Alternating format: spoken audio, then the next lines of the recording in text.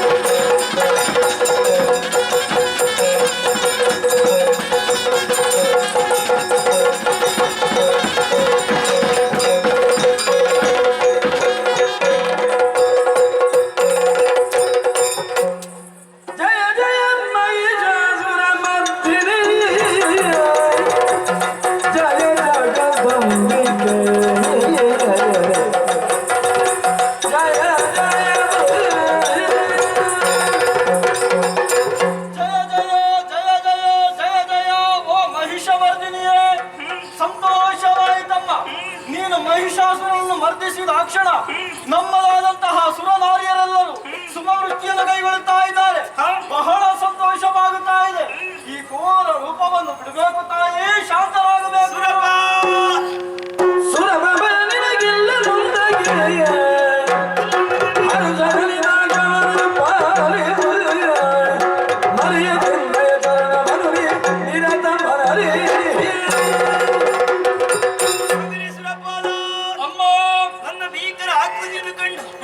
ನೀವೆಲ್ಲರೂ ಭಯಭೀತರಾಗಿದ್ದೀರಿ, ಶಾಂತಳಾಗಿದ್ದೀರಿ ಮಗನೇ.